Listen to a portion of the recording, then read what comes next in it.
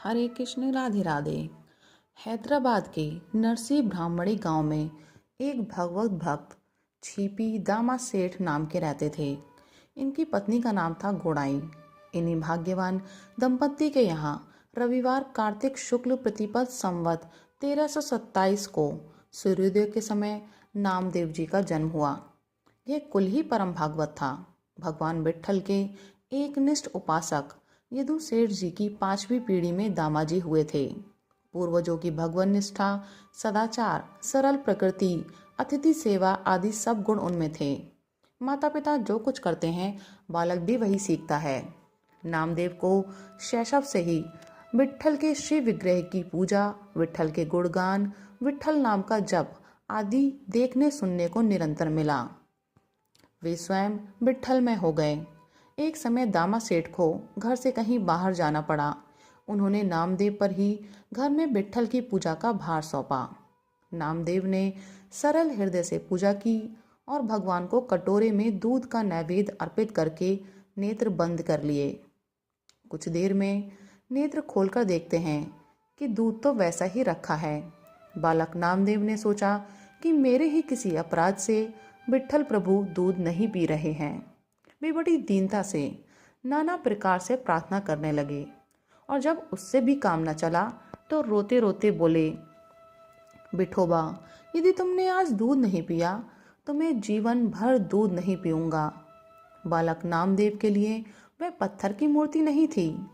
वे तो साक्षात पंडरीनाथ थे, जो पता नहीं क्यों रूठ कर दूध नहीं पी रहे थे। बच्चे की प्रतिज्ञा सुनते ही वे दया में साक्षात प्रकट हो गए। उन्होंने दूध पिया। उसी दिन से नामदेव के हाथ से वे बराबर दूध पी लिया करते थे। छोटी उम्र में ही जातीय प्रथा के अनुसार नामदेव जी का विवाह गोविंद सेठ की कन्या राजाई के साथ हो गया। पिता के परलोक गमन के अनंतर घर का भार इन्हीं पर पड़ा। स्त्री तथा माता चाहती थी कि ये व्यापार में लगे, किंतु इन्होंने तो हरि कीर्तन का व्यवसाय कर लिया था। नरसी ब्राह्मणी गांव छोड़कर ये पंढरपुर आ बसे। यहाँ गोरा कुम्हार, सावता माली आदि भक्तों से इनकी प्रीति हो गई। चंद्रभागा नदी का स्नान, भक्त पुंडलीक तथा उनके भगवान पांडुरंग के दर्शन और विट्ठल के गुण का कीर्तन नामदेव की उपासना का यही स्वरूप था। नामदेव जी के अब भक्तों में विट्ठल की महिमा है, तत्वज्ञान है, भक्ति है और विट्ठल के प्रति आभार का अपार भाव है। श्री ज्ञानेश्वर महाराज नामदेव जी को तीर्थ यात्रा में अपने साथ ले जाना चाहते थे। नामदेव जी ने कहा, आप पांडुरंग से आज्ञा दिला दें तो चलूंगा। भगवान ने ज्ञानेश्वर जी से कहा, नामदेव मेरा बड़ा लाडला है, मैं उसे अपने से क्षण भर के लिए भी दूर नहीं करना चाहता। तुम इसे ले जा सकते हो, पर इसकी संभाल रखना। स्वयं पांडुरंग ने ज्ञानेश्वर को नामदेव का हाथ पकड़ा दिया। नामदेव जी ज्ञानेश्वर महाराज के साथ तीर्थ यात्रा को निकले। भगवत चर्चा करते हुए वे चले तो जा रहे थे, पर उनका चित्त पांडुरंग के वियोग से व्याकुल था। ज्ञानेश्वर जी ने भगवान की सर्वव्यापकता बताते हुए समझाना चाहा तो वे बोले, आपकी बात तो ठीक है, किंतु पुंडलीक के पास खड़े पांडुरंग को देखे बिना मुझे कल नहीं पड़ती। ज्ञानेश्वर महाराज के पूछने पर नामदेव ने भजन के संबंध में कहा, मेरे भाग्य में ज्ञान कहाँ है? मैं न ज्ञानी हूँ न बहुश्रुत। मुझे तो विठोबा की कृपा का ही भरोसा है। मुझे तो नाम संकीर्तन ही प्रिय लगता है। यही भजन है। गुण दोष न देखकर सबसे सच्ची नम्रता का व्यवहार करना ही बंधन है। समस्त विश्व में एकमात्र विट्ठल को देखना और हृदय में उनके चरणों का स्मरण करते रहना ही उत्तम ध्यान है। मुख से उच्चारण किए जाते हुए नाम में मन को दृढ़तापूर्वक लगाकर तल्लीन हो जाना ही श्रवण है। भगवत चरणों का दृढ़ अनुसंधान निधि ध्यासन है। सर्वभाव से एकमात्र विट्ठल का ही ध्यान, सम्मुख प्राणियों में उन्हीं का दर्शन, सब ओर से आसक्ति हटाकर उनका ही चिंतन भक्ति है। अनुराग से एकांत में गोविंद का ध्यान करने के सिवा अन्य कहीं भी विश्राम नहीं है। प्रभास, द्वारका आदि तीर्थों के दर्शन करते हुए ये दोनों महापुरुष लौट रहे थे। मार्ग में बीकानेर के पास कोलायत गांव में पहुंचकर दोनों को बड़ी प्यास लगी। पास में एक कुआं तो था, पर वह सूख चुका था। ज्ञानेश्वर जी सिद्ध योगी थे।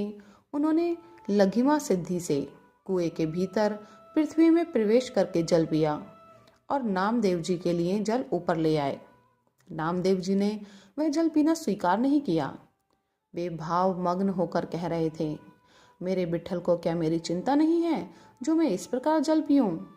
सहसा कुआं अपने आप जल से भर गया, ऊपर से जल बहने लगा। नामदेव ने इस प्रकार जल पिया। कुछ दिनों में यात्रा करके वे पंढरपुर लौट आए। अपने हृदय धन पांडुरंग के दर्शन करके आनंद में भरकर कहने लगे, मेरे मन में भ्रम था, इसीलिए तो आपने मुझे भटकाया। संसार में अनेक तीर्थ हैं, पर मेरा मन तो चंद्रभागा की ओर लगा रहता है। आपके बिना अन्य देव की ओर मेरे चरण चलना नहीं चाहते। जहाँ गरुण चिन्ह अंकित पताकाएं नहीं, वह स्थान कैसा। जहाँ वैष्णवों का मेला ना हो, जहाँ अखंड हरि कथा न चलती हो, वह क्षेत्र भी कैसा। ज्ञानेश्वर महाराज की समाधि लेने पर नामदेव जी उत्तर भारत में गए। नामदेव जी के जीवन का पूर्वार्ध पंढरपुर में और उत्तरार्ध पंजाब आदि में भक्ति का प्रचार करते बीता। बिसोवा खेचर से इन्हें पूर्ण ज्ञान का बोध हुआ था, अतः उन्हें ये गुरु मानते थे। जो मनुष्य सर्वत्र भगवान का ही दर्शन करता है, वही धन्य है, वही सच्चा भगवत भक्त है। नामदेव जी प्रत्येक पदार्थ में केवल भगवान को ही देखते थे। इनकी इस सुदुर्लभ स्थिति का पता उनके जीवन की अनेकों घटनाओं से लगता है। एक बार नामदेव जी की कुटिया में एक और आग लग गई। आप प्रेम में मस्त होकर दूसरी ओर की वस्तुएं भी अग्नि में फेंकते हुए कहने लगे, स्वामी, आज तो आप लाल लाल लपटों का रूप बनाए बड़े अच्छे पधारे, किंतु एक और ही क्यों? दूसरी ओर की इन वस्तुओं ने क्या अपराध किया है जो इन पर आपकी कृपा नहीं हुई? आप इन्हें भी स्वीकार करें। कुछ देर में आग बुझ गई, कुटिया जल गई। वर्षा ऋतु में पर नामदेव को कोई चिंता ही नहीं। उनकी चिंता करने वाले श्री विट्ठल स्वयं मजदूर बनकर पधारे और उन्होंने कुटिया बनाकर छप्पर छा दिया।